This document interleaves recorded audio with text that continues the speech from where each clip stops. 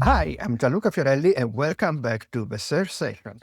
Today we are going to have a guest that surely many of you have both could be a perfect guest for this session. And actually he is. You are going to recognize him very, very soon. He's now having a work. He worked with G2, he worked with Shopify. Right now, he's a growth advisor for very prestigious brand like Snapchat, G2, but also for Ironclad, Aerops, and many other companies. He's partners of a collective hypergrowth, and his person is Kevin Indig, finally at the session. How are you doing? Hello, it's good to be here finally. So, how things are treating you, and how SEO is treating you lately? SEO has been treating me well. I mean, it's a little bit like a marriage that has existed for a while and has gotten, fresh winds a little bit. There's been a lot happening lately, and so it's good to be in this game right now. Yes, and especially it's 1 year already, almost. It would be February 1 year from the eruption of AI in everyday in everyone day life. I mean, not that it wasn't present before, but now with AI overview in search formally announced, etc., it became boom. Now this is really true. And starting from there, it was really a roller coaster of news, ideas, sometimes also delusion from what was coming out.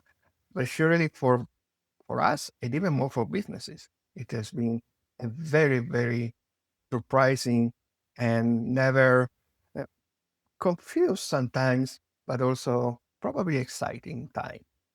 Maybe more than the last few years that were we were somehow commoditized to the classic things of SEO. Much more, much more. Yeah, it's been a wild roller coaster, and Gianluca, I have a feeling the next years are going to be similar to that. And I think it's going to be even more.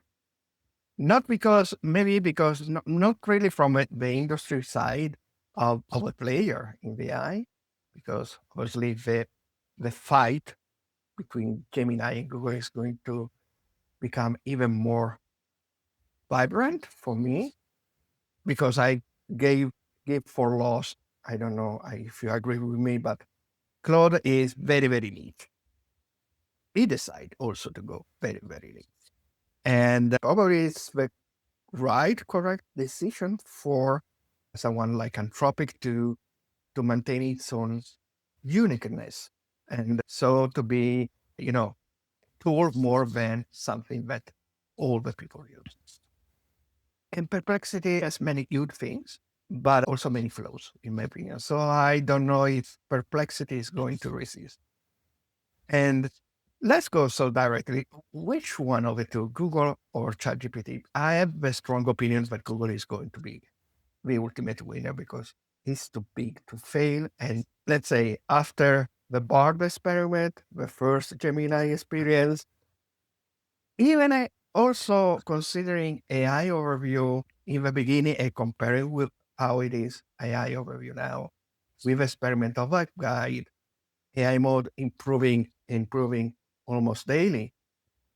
I think that ChatGPT has less weapons to fight with against Google. So I see translating from classic search to AI search, Google as Google and ChatGPT as the being of AI search. Better than being in terms of volumes and market share, not with such a big distance, but the good second one.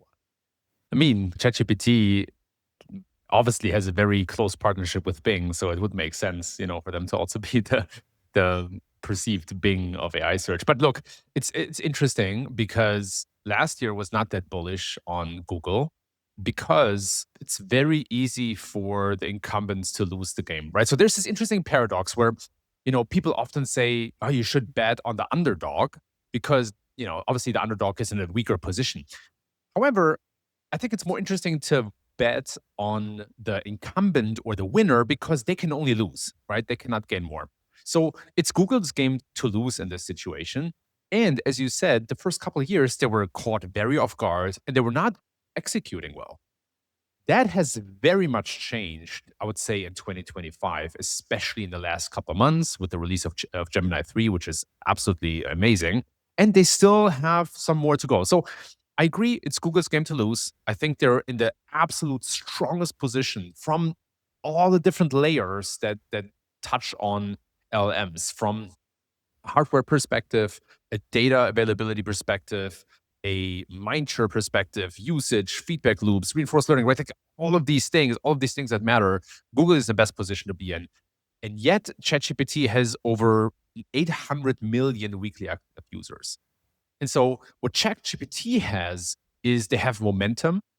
They're seen as the cool new kid on the block, which can make a big difference, right? It is surprising how many people, regular people in my surrounding, in my closer network of family, friends, and people use ChatGPT. It is absolutely incredible. And so, as a third point, I think ChatGPT definitely has more of that subscription readiness from like a monetization perspective, right? People are more willing to pay for ChatGPT. Now, it's interesting because Anthropic, as you said, is focused on enterprise and work, and they're super strong there, right? They're going public next year. I would love to invest. ChatGPT has kind of the new coolness factor. They're growing rapidly. And I think their biggest challenge is to introduce an advertising model. I think that would make it interesting and improve the overall experience. And then on the other hand, Google needs to kind of figure out AI monetization, which I think they will do, but they almost need to figure out how to sell more subscriptions, right? And so each of these players is kind of in an interesting position. Let's see how it shakes out. The data shows that Google and ChatGPT don't seem to cannibalize each other, right? It seems like people who use ChatGPT also use Google, and it doesn't seem like there has been a decrease in Google usage, which I think you can argue a little bit. If that is true, it's interesting because it would mean it expands the pie for SEO. It means that we have more surfaces to play on and it increases the overall value for what we do. So it's an interesting time, man. Yes, totally. Returning to the race for a AI domination, we obviously it's more it's not correct, it's not precise, but reminds me of the race for mobile domination. Apple, great design, great interface, came first. It could have been considered a good kid on the block. And Google, in that case, didn't create something, bought something which was Android. Came later, the first Android version, the first Android phone were sincerely ugly and not easy to use. But then it was able to create collaboration with great, great companies like Samsung, for instance. And now Android is dominating. But there is another thing, if you remember, of Android, that Android is the operating system, not just for web mobile. It's in television, it's in many, many things. And I think that if we don't think just in terms of SEO as search, Google is trying to replicate the same thing with Gemini. Apart from the classic Gemini in every Google application, but there are specific models for L, specific model for university, specific models for almost everything. So monetizing that kind of super diversification, creating specific models for each type of industry that can be used in terms of professional use.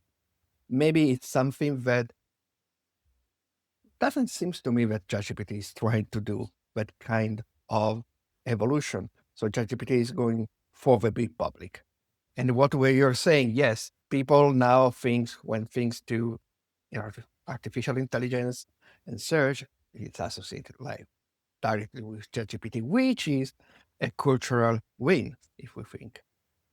And this is maybe the biggest problem for Google. And coming to the advertisement situation, let's say riddle, how to put advertisement in a way that can be recognized as advertisement because of because of legislation, and also in order to not deceive user. But how and where to put it?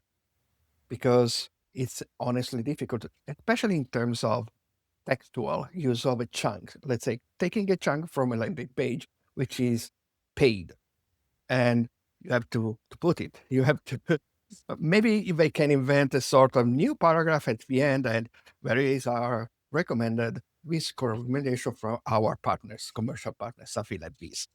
This could be an idea. For Google, it's easier for other ways for everything shopping because they can put Gemini with the feed of shopping. So that's why shopping was the first thing coming out in Google A mode. And do you think that whenever they will be able to find out how to put ads in the chat box, finally we will have some sort of proprietary analytics from there? Because this is the biggest problem. How can you sell something as an advertisement space without giving any information about how your advertisement is working? You have to. You have to. So yes, I think that will be the key for us to get more proprietary data. And the very interesting question is, what will that data look like?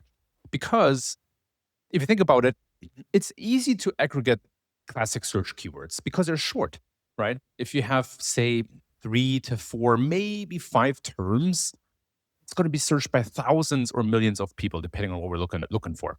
Now, prompts are different. Prompts are on average 5 times longer, sometimes way more than that. And that means there is less uniformity between prompts, right? So it's really hard if you have, like, say, like a 30-term prompt, which is not uncommon. It's very hard to say, oh yeah, like 20 people looked for that, and that's a topic you should go after, right? Like, it doesn't make sense. Prompts are too noisy. There's too much variability. And so what I think makes much more sense from a data perspective, even for advertising, is topic signals and intent signals, right? So here, almost like Google Trends, right? Like, here are topics that people have searched for over time. Here is their intent. And so if we reason back from advertising, then I think starting with ads for the highest purchase intent queries or prompts and topics makes the most sense, right? So I think similar to Google, I think ads will start for these high intent prompts, or topics, better said, will be aggregated into a topic.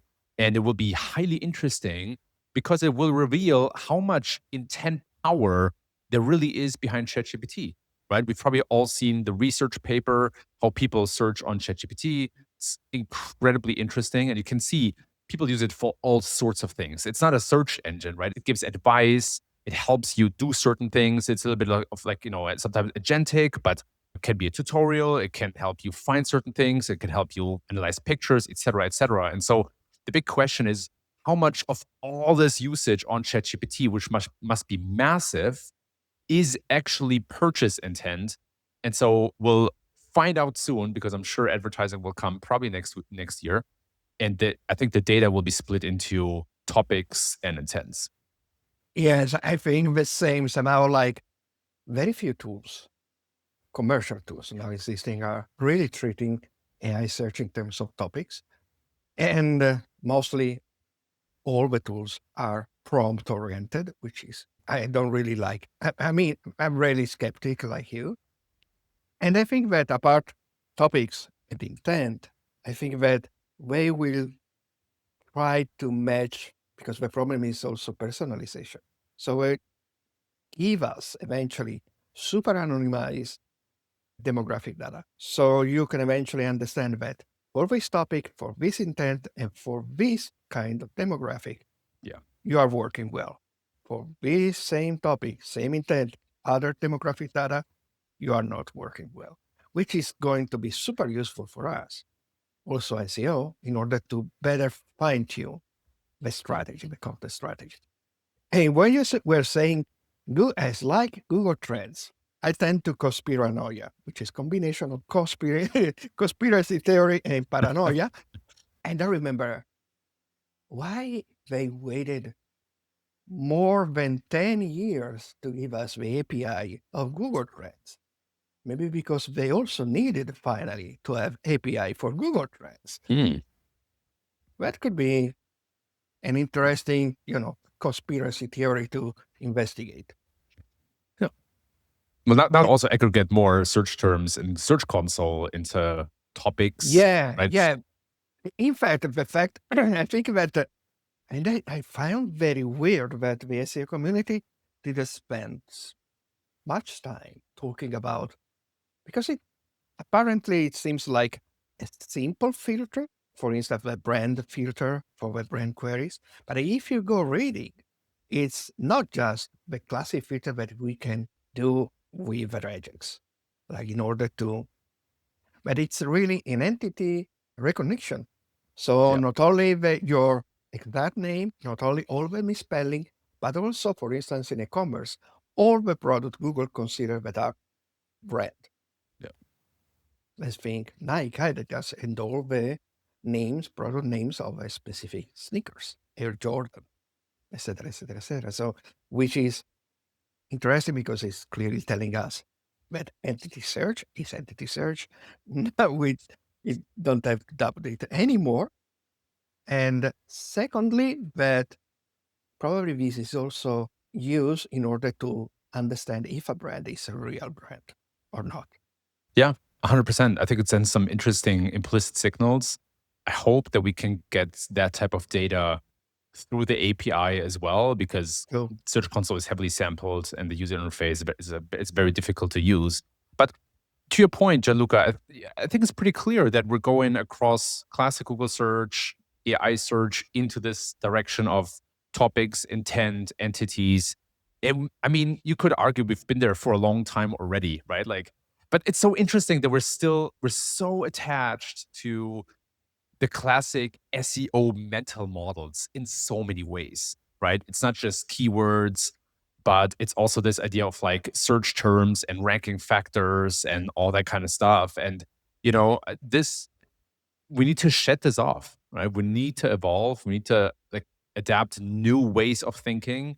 And yeah, it's difficult because I catch myself all the time having a reflex of how to solve an AI search problem with classic SEO stuff, right? And it's like, oh no, wait, I have to take a step back here and I have to like, I cannot use the same tools because this stuff is evolving, right? And I don't want to say it's completely different, but the way that I think about SEO versus GEO or AO or whatever you want to use is that it has pretty much the same tactics, but in different environments and in different playing grounds. yes. I mean, I don't want to enter into sterile polemic about the terms. And yes, it's a new surface, as you were saying before. It's a new surface as when it appeared, news search was a new surface. So different algorithm, different rules to follow. The biggest example is the big differences existing between classic search. You notice the experiment in the search of Google using web guide instead Mhm. of just, and did you notice above the block of a web guide is return to classic search, Right. which is fun because it's how we think it is with classic search. But I was saying, even if all these things are, I was saying local search and classic search are the biggest example of similarity between classic search and AI search. But then you have people really specializing in local search, as you can have maybe in the future, or especially now, because maybe in the future it's not going to exist some classic search anymore in AI search. I always thought SEO something bigger than the classic search we see in the old view. So True. that's why inventing and creating all this polemic about the names is for me how to, look at your finger without looking to the real picture. It's stupid. Yeah, Uh, yeah. It's a and semantic, philosophical yeah, conversation. But and, you're making and this really interesting point, which is that we're seeing this paradox between the verticalization of SEO, right? So for a while now, as you said, we have news, we have shopping, we have local, B2B, B2C. They all have similar principles, but they're different games to play. So yeah, that's one side. But then on the other hand, at the same time, SEOs as a craft, as a work, we need to do more and more stuff in other departments, brand, PR, social media, right, than ever before. And so you have that weird paradox, right? It's getting more more verticalized, but yes, also but broader at the same time. yes, totally agree. But I think there is a risk. which is innate, I think, in the nature of SEOs, to try to appropriate the leadership in everything. When in this case, it's not you, SEO, leading, also the other marketers in other fields, because it's going to be a clash, immediate clash. It's doing something that not maybe many SEO did, but I think the majority never did. So to collaborate with the other channel, to retrofit the work that all the growth strategy between all the channels in order to do the classic 1+1 is not 2, is 3. And in this case, could be even 4 or 5. Right. And this is the most important thing. So, for instance, I would never really thought to include in my workflow when I'm creating a strategy, also a chapter dedicated in amplification in other channels, so the classic omni-channel. I would have said, okay, when you are creating this kind of content, it would be better to start thinking out to repurpose it for all these things, just that. But now I'm also trying to say, okay, the best way for this, considering that, for instance, Twitter is presented in Discover because LinkedIn and Reddit and Quora are super used by AI as a source. Let me tell you what kind of style you should use better than others. And so this is the news, especially. And one other thing, in the very beginning, I will say to you, I think that 2026 is going to be even more frenzy. And the reason is that, especially in the e-commerce space, maybe not in the first half of the year. The first half of the year, I think and foresee, especially big brands, really working on setting the base of agentic search, because the problem is especially technical. To make the website, the e-commerce, comply with all the needs that are at the base of agentic search. But yes, see, from the second half of the year, I will see an explosion of everything agentic, because there will be a sort of convergence of the experimentation ChatGPT is doing, the experimentation of Google is doing also in AI mode, and eventually in Gemini, and how the big brands, especially leading first, also some smaller brands wanted to experiment with this, and maybe also with less constraint in terms of bureaucracy that the big brands can try. And I think that would be the big topic for next year in terms of AI and search. Because in that case, yes, we will need, returning to this vertical and specialization of SEO, we will need someone who is going to be really specialized in agentic, because it's not the same as SEO as we have done before. This is the big difference, more than AI search now. Don't you think? Yeah, I actually thought that we're going to have this wave of agentic agent usage already this year. It was too early. These are not good enough yet. Like Google Mariner and the ChatGPT's agent. They're still crashing a lot of times. They're getting better though, and so we can see that this is coming on the horizon. It's coming down the pipe, and so it begs the question when we're going to adopt something like agentic completion rate as a metric. This is something that I think next year we're going to talk and think about a lot more. What is the rate of agentic visits to my site compared to how many agents finish a checkout or finish the completion of a task? So that's going to matter. And we're going to notice along the lines that there are some technical hurdles for these agents to overcome. There are things like pop-ups or other navigation elements, maybe JavaScript heavy navigations that are going to be difficult to navigate, cookie banners, right? These classic types of things that's going to make agents crash, at least in their infancy. But also stuff like, maybe slow server response time, right? Maybe certain core web vital issues. These things are going to matter more for agents because they're sort of like a newborn giraffe, right? They're always at risk of falling over and crashing any second. So you need to really make it very simple for them, which also begs the question of, semantic HTML, all that kind of stuff, sure, but CSS usage, JavaScript usage, how interactive is the site, how easy is it, blah, blah, blah, all these kind of things.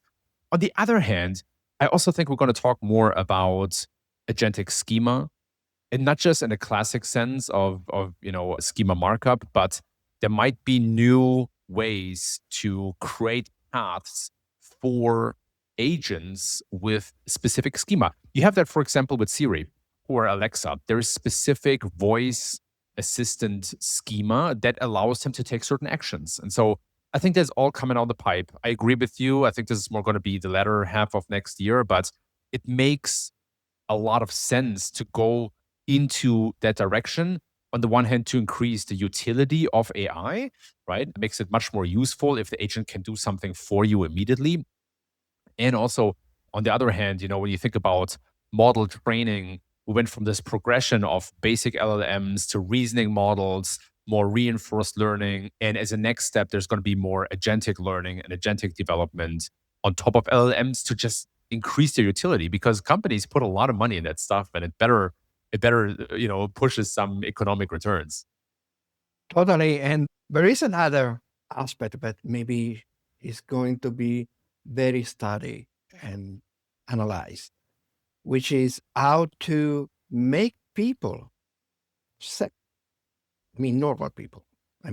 Me, you, when we are not in the marketer framework, when we want to buy something for my kids, for people we like, for ourselves, and so on. So, how to educate people in order to make them decide and accept the fact that you are not doing the thing yourself, but you're delegating to another. Because obviously, someone could say, but people are already used to these kind of things somehow, because when they go by shopping with, I don't know, Amazon, and when we are shopping with Google Shopping, but at the end, they always, if they didn't store on Chrome the credit card number, they usually finally put the credit card. And so this kind of control. So maybe it's more how to create the trust, how to create the use. So I think we, in terms of big industry movement, we are going to see something that is already happening, like the Stripe deal with, was ChatGPT or Perplexity? I don't remember now. I think it was ChatGPT. ChatGPT, yeah. And but maybe also on a local market with big banks. I know, for instance, here in Spain we have La Caixa, we have BB Santander. Maybe we are really, really strong also on the internet banking side, creating this great collaboration with AI agents, AI players, in order to create this ecosystem, which is convenient also for the financial industry. So I think that we will see also that kind of things evolving, because we can be prepared with for agents. We can do everything cool with agentic search, but if people are not trusting to give everything to an agent, it's going to die. Yeah, sure. Trust is everything, right? Even in search. If Google loses trust with searchers and the search results, that these are really the best search results, that's probably the worst thing that can happen to Google. One of the worst things. And so you're absolutely right. Trust is at the core of this, and trust is built over time. And so that's why the better these agents become, the more willing we're going to be to give them our credit card. And we'll limit it in the beginning, right? So we'll say maybe you give free spending, right? It's like when you have a corporate credit card, right? You're free spending until 10 euros or whatever. After that, ask my permission. And then over time, we'll increase the spending. And yes, there will be cases where people lose a lot of money because they're maybe not careful or they're making mistakes. Yes. But over time, and I don't know how long this takes. It could take, I don't know. It's so hard to say because there's so much nuance, but like fully fledged mass adoption will probably take a decade or something like that. People move slower than technology. But we needed a pandemic to have people fully going and trusting e-commerce. Yeah. There's still a way to go, right? But yeah, you're absolutely right. So, there are these catalyst moments, there are these slow developments, and we'll eventually land there. So, on the one hand, I think this is something that we should start thinking about, agentic e-commerce. And at the same time, I also don't want to join the fear mongering and say, oh, you need to do this tomorrow. Otherwise, your company is going to die. This is going to take a lot of time, right? So, start thinking about this, but don't go to bed worrying about this. No, Transition. obviously you don't have you. I mean, it would be fool and crazy if, let's say, a big e-commerce, or even a small e-commerce, was going full agentic and totally forgetting that still the biggest amount of traffic and conversion comes from classic search. But as I like to define the search session is a place where you start think forward in order to start to study and get prepared to things that are going to come. And eventually, the people listening to us are having a competitive advantage. Which, as I said before, doesn't mean that you have to stop doing classic SEO. I mean, technical SEO is even more important than before. And we just said that it's going to be even more important in the future. And doing things like great content, organize good architecture, internal linkings, they're still important. And I personally think that they are going to be very important also in the future for different reasons, but still important. And talking about the preview you did in for 2025, which one, you just said you were thinking that agentic search was going to be a bigger movement in 2025, but what is the one about which you are particularly proud you guess well? Man, what did I guess well? I think, let me think a little bit about this. I think, there's something to be said about the fact that we saw more, quote unquote, like victims of AI. And I'm not proud of the fact that there are more AI victims. I guess like I'm more proud of the fact that I kind of held on to that prediction or to that outcome. But I think the reason that is interesting is because on the one hand, we're saying, look, like AI takes time. Classical SEO is still important, or classic search results are still important. And at the same time, there are real industries and there are real companies where we already see a negative impact of AI, right? Like translation services, Stack Overflow, and Check are clearly suffering, right? So I think that is one that has come true, that was kind of foreseeable, but that also has this logical, like unity. So either you believe that there is a real impact of AI or you don't. So that one landed well, I think. And then the other one is that more marketing teams are using workflow automation. So I always say that AI goes in both ways, right? It changes the search landscape, but it also changes the way that we work. And some that has really come to light this year is that so many more teams are not just using AI, but are using AI to automate part of their work. And I think that's important because with the decline of clicks, right, we're losing an important leading indicator. And so we need to be even more efficient with our work in order to be successful in that transition, because all the leaders are now wondering, okay, traffic is down, what's going wrong? And we need to help them understand that this is changing from a click game to an influence game. And automation helps with that. Yes, and regarding using AI for work, especially in our case, in terms of agency or even consultant like me, I too started notice myself using more AI for my workflows. But I also said, so a sort of, a returning wave. I mean, the really beginning is, okay, you can do this, almost automate all the things. But now I see a returning wave of, yes, you can do all these things, but we need to put the human in the loop, Yeah, which sure. maybe it was something that we should always have put even for granted. I mean, as like a default. There should always be a human in the loop.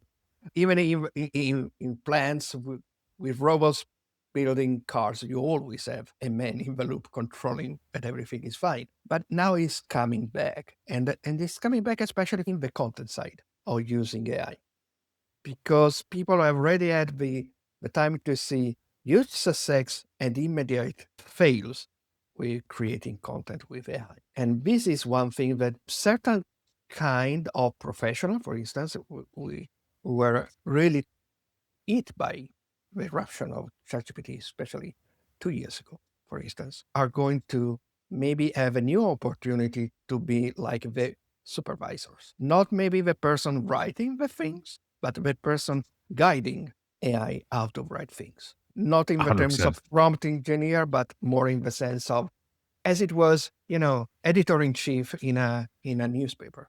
Yeah, I love that comparison. It's a brilliant analogy because it's really what you're talking about. Humans, like the more we progress with AI, the more I'm convinced that humans will stay an integral part of this work and they will become so much more efficient. Now, the big question is obviously how much will AI replace us, jobs, people? And so I'm more and more convinced that it's absolutely going to replace some jobs, but I don't think it will have this mass replacement. I think what's going to happen instead is that, first of all, there are going to be some people who will be 10 times, maybe 100 times more effective than others because they're better at using AI. But second, we're all going to become more directors of AI and conductors or editors in chief. And Yeah. we're just going to increase our output.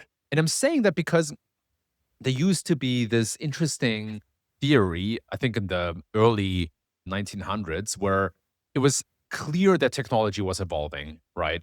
And so the theory then was that humans are just going to work 3 to 4 hours every day. And what has happened instead is that humans are working more than ever before. And so I think that to me is kind of a little bit of the indicator, maybe proof point that with AI, I don't think we're going to keep our productivity level or productivity growth the same and then employ fewer people.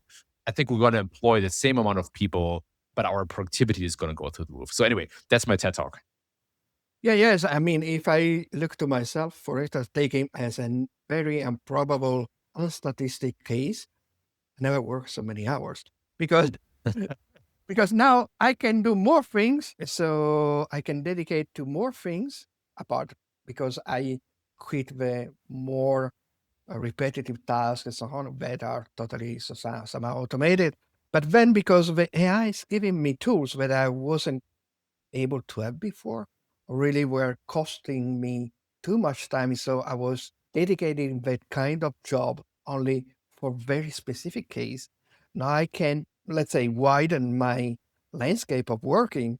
For instance, let's say I'm really into things like content clustering with very, very specific content clustering. But before, maybe I was going to do, okay, let's do the content clustering for the classic topical content cluster. And maybe let's try to see in do the clustering expanding to the search journey, customer journey. So not to just target with informational content. But now AI, thanks to injecting to AI also the data about very, very specific buyer persona and psychographic data of a buyer persona. And so really using, for instance, SharePuppy.com, scraping in mass the serves in order to understand what are the features that tend to appear the most. So let's say for this kind of search, for this kind of micro moments, usually Google is showing videos, showing image, or is showing something else. And so all this data, I can collect it faster. And so I can inform an AI and with me, human in the loop, try to have stronger clustering and doing more clustering. And eventually, which is something that I'm crazy and starting to experiment with, how to cluster the cluster. In the sense, because if not, you are going to have only silos. So how to connect the silos if they are, can be related. And so in these things is things that I can finally do. I always had in mind, but it was so painfully manual to do. Now I can delegate many, many things to Claude, to Gemini, or less to ChatGPT, more Claude and Gemini in this case. And so, yes, I'm doing more things and sometimes using more hours because I'm really put into this kind of things. Totally. So, And once that workflow is built and it's refined, you can use it all over again, right? So you're building more internal tools, you're exploring new concepts. And what I'm like really excited about personally is that SEO becomes less of a set of recommendations or principles, and it becomes more of a discipline where SEOs can also have an output, right? Because for the yeah, last 2 decades or more, SEOs gave recommendations. Now they can actually create content based on clusters and all these cool analysis and whatnot and workflows. And now we can actually bring the content all the way to then theoretically publish, but maybe even better, bring it to the editor and say, look, this is a very refined draft. I would love you to make it better, or at least a very, very detailed content brief. But we can start to have influence. Same with, CMS. You can plug more AI tooling or workflow automation directly into the CMS. You can create your own components now with just natural language, right? There are things like Figma Make or some of the Photoshop tools. So you can just say, here, like you can design something and then code it with cursor and bring it all the way to a company. And again, I'm not saying that should be immediately put live. The designers should No, review but this and it's edit it, an right? easy way to finally create prototypes that can sell your recommendation better. Yeah, exactly. I can spin up a website with Lovable in 10 minutes, right? Like if I have a knowledge base attached to it and some stylistic guidelines, I can create programmatic pages in no time. And again, all prototype stage, but that is now possible as an SEO. We're not as reliant on other teams anymore. We're still, look, we're not bypassing them, right? We still need to collaborate and everything, but we can now move much, much faster. And that's huge for our profession. Yes, totally. And one question, now that you are consulting as an advisor, how many times, because this is really a personal curiosity because it's happening to me too. It's happening to me, but how many times did you found yourself indicating, pointing with your finger to your client, hey, you don't need to create great content. You already have it, but you have it buried in these subdomains, in this PDF, in these things that is totally on your website, but totally offered. How many times it happened to you? Every time. But because you're absolutely spot on. It's not just marketing collateral and sales collateral. It's also help documentation, internal Exactly. documentation, right? There's so much content.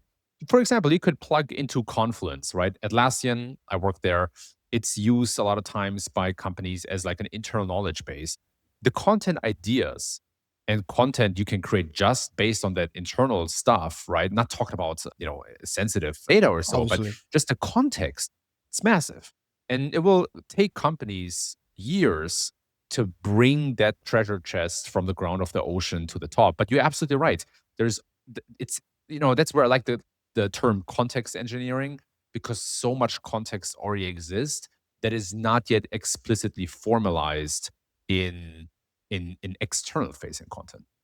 Yes, and I think it's also a good way to plan defensive in terms of defensive plan, because I think you agree with me that LLMs, the chatbots, are substantially a very, very, for brand, are a very, very sophisticated online reputation management surface.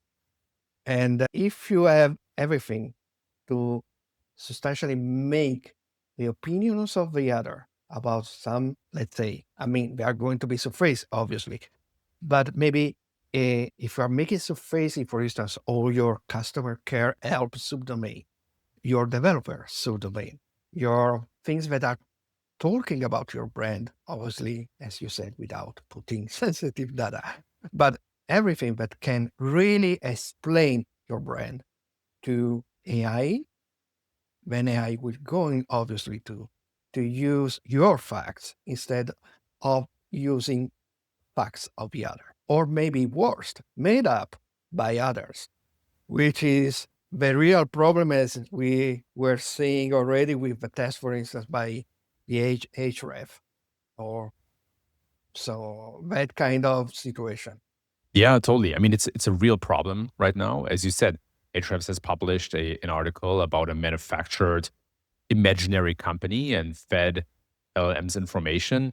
I've like noticed several instances in which like a reputation was severely damaged from external sources of companies. So all of this is real, and that is one of the reasons for why I think that starting next year, more LLMs are going to adopt agent debate models or critical agent models.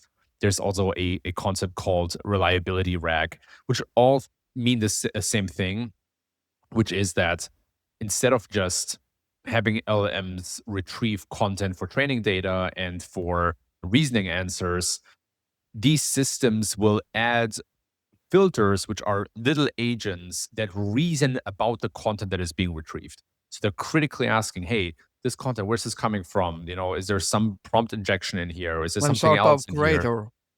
Yes, exactly. It's going to be a greater, I think there's like Amazon AWS already provides this technology called reliability rag.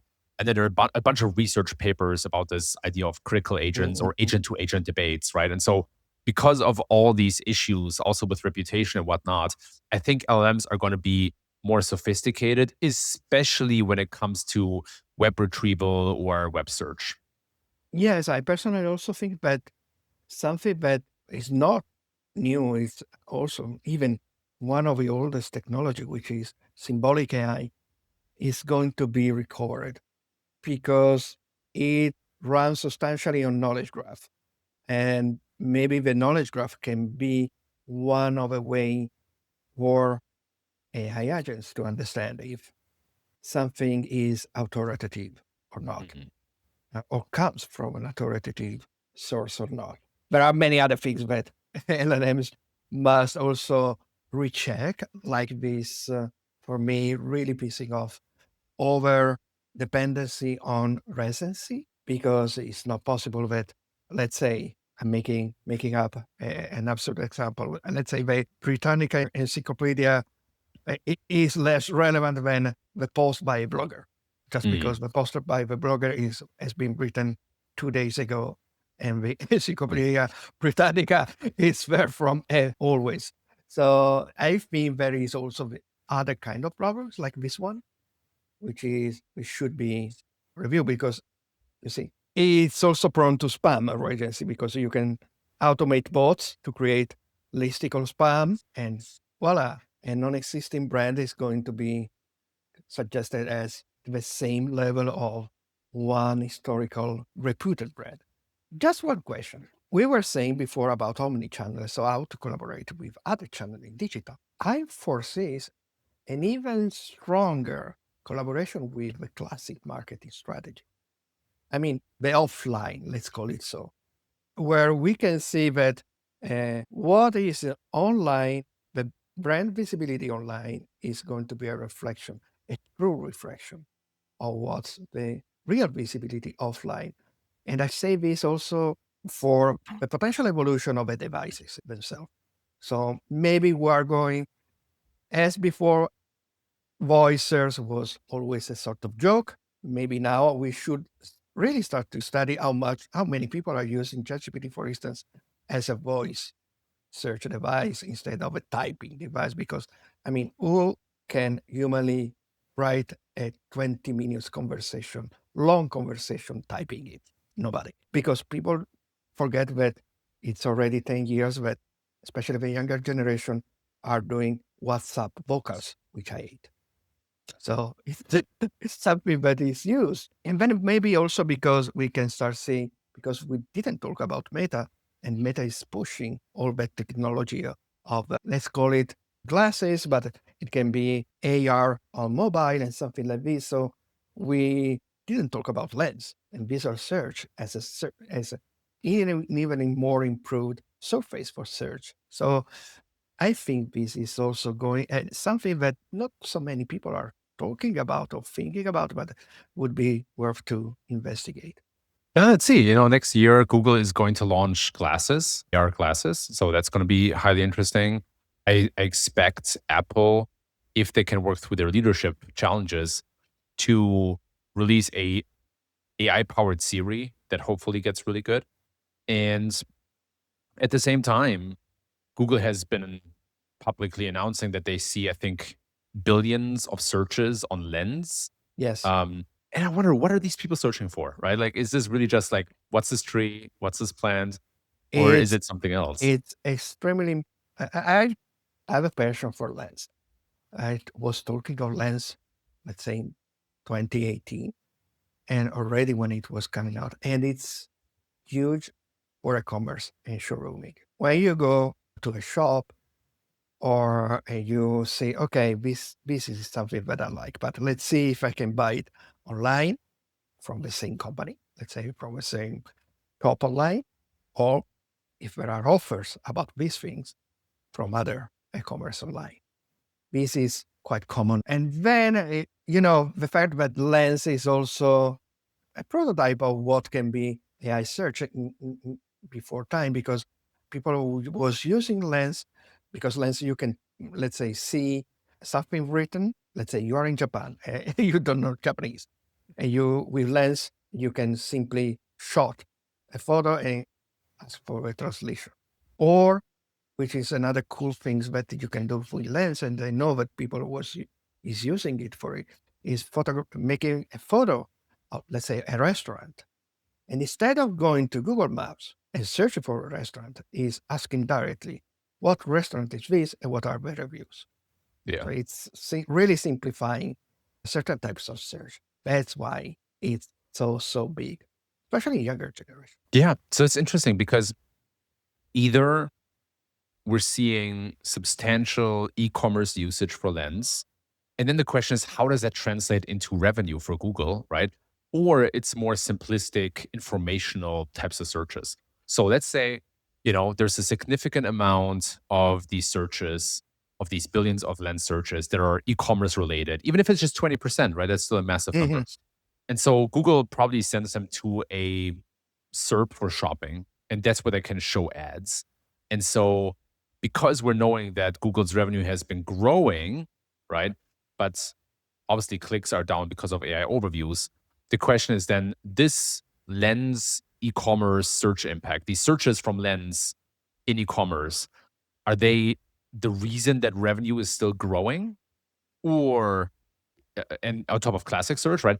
Or is classic search eroding and Lens is compensating for some of that erosion and driving more e-commerce value? I'd love to, we probably don't know the answer, right? But I would love to No. understand what's the impact of Lens search on Google's bottom line? Or is it just a cool way to stay top of mind for users and that's the business value for Google? Well, I sincerely don't have the answer, but I know that when you do, for instance, an e-commerce search using Lens, it's like when you're doing using image search Yeah. on desktop or mobile. So there are several risks for a brand because you may appear, and that's why you can start seeing, for instance, very sophisticated packaging in order to be very well retrieved by image recognition algorithms. Because if not, it's going to be confused, and maybe a product of your competitor is going to be suggested instead of yours when it's been shot. This is one problem. And the other problem is that Google is not stupid. If you don't like this, I present you related products that you maybe will like to see and to explore. So Google is always, like in the casino, is the bank, is always winning.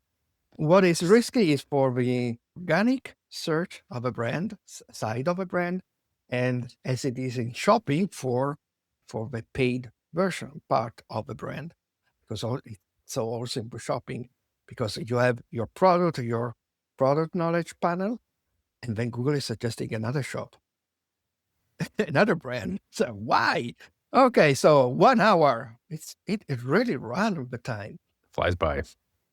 So let's stop talking about AI future. Let's talk about you. I always have this kind of question. So, what is the things that you would have liked to do if you weren't a growth advisor? When you were a kid, and someone was asking to you, "Hey, Kevin, what do you want to do when you grow up?" My answer most of the time was becoming a doctor, a surgeon. My dad is a doctor, and I wanted Mhm. to become a doctor until I was about 18 years old. And then I got really turned off by all the bureaucracy and paperwork you do as a doctor. It's probably 50% of the job now. And that didn't seem so appealing. But, I think I would have had a great time as a doctor. But then right after college, I didn't immediately get into SEO. I first started in finance for like a year, like not long, but on an investment bank. And I thought that was the way to go. But then I was like, yeah, no, that's the Not wrong for kind me. of direction. Also because, like if you want to, at that time, Switzerland, like I was born and raised in Germany and then did investment banking in Switzerland for a year. but the action was not in Switzerland anymore. That action is on the Bahamas, in Singapore, Hong Kong, Mm. other parts of the world, maybe New York, of course. So I then pivoted towards SEO, and I was very happy to have done that. But yeah, when kids ask me on the playground when I was young, I was like, yeah, I'm going to become a doctor. Yeah, well, like me, I wanted to be an archaeologist. Kind of Also are. because I mean, I grew up when Indiana Jones was was running in the cinema, and Classic. I actually started to study to make some kind of study in order to be an archaeologist. But then I understood that okay, Latin somehow I can do it, but ancient Greek is not for me. And I Mm. mean, it's mandatory to know ancient Greek for if you want to be an archaeologist. So I Oof. moved to my second passion, which was movies. And that's why for many years I work in television. And then, as I told many times, I had to reinvent myself as an SEO for a reason that are not, it's too long to explain here. And it's also because it's really not depending on me. It's a really external reason, really business, big business reason. So, because this is somehow sometimes the confusion I also had with you. So you are born in Germany, so you are German. But because I'm many times people think that you are not German, but people think that you are from the States. Yes, yes, that's right. The thing is, my dad is American, so I'm a hybrid, if you will, German-American. I have dual citizenship, and yes, you're right. I was born and raised in Germany. I spent the first 24 years, 25 years of my life in Germany, and then I moved to the States. I spent the last 12 years there, and now I came back just this year to Germany with my family to be closer to my parents and brother. So yeah, it's been like an interesting experience. And then in the US, I spent a lot of time in California, a little bit in Chicago, a little bit in Michigan. That's why people are also confused. So I don't make it easy to No, track. no, sincerely not. But I mean, you told me when we met in Amsterdam your story. So, but yes, it's sometimes it's especially if you have to. This is a suggestion for all the people that maybe want to contact with Kevin.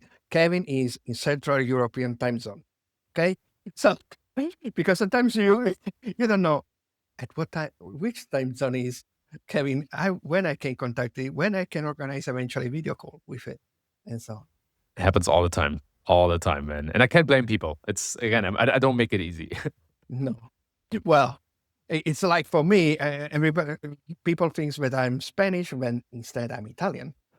And they say, but you are Italian born in Spain. No, no, I'm Italian. They There you moved go. to Spain. So, Kevin, thank you so much for this conversation. It was really, really interesting. And I think that the time flies also because of this. So fast, man. But I'm glad we finally could make it happen. I really enjoyed this as well. I could have probably gone on for another hour, Oh, but appreciate you having me on, man. thank you. And thanks to you guys. Remember to ring on the bell. This is the classic moment that I have to do. Ring on the bell in order to receive the notification of new episodes. And help me making this channel grow. Subscribe on YouTube, Spotify, and Apple Podcast. Thank you and bye bye.